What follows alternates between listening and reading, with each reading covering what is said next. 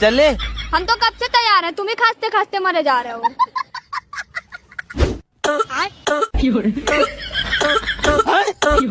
अबे साले, हट साला, साइकिल को एकदम हेलीकॉप्टर बना के रखे हो।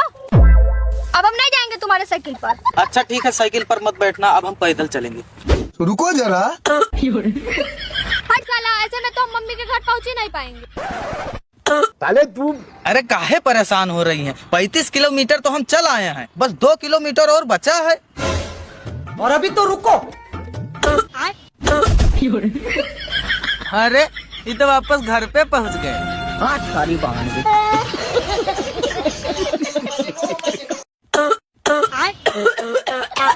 माँ का। अरे डॉक्टर साहब, इन्हें बताए चले आए, कहते तो साले को बांध के रखते।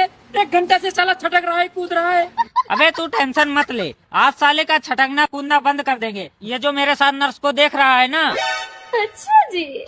हाँ डॉक्टर साहब, नर्स तो बड़ी गजब लग रही है। बोलेगा फालतू।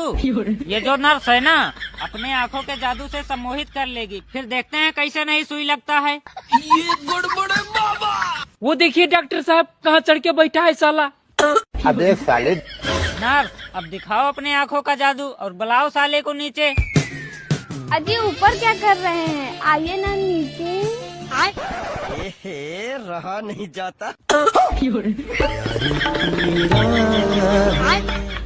डॉक्टर साहब, यही सही मौका है, लगा दो सुई। और अभी तो रुको।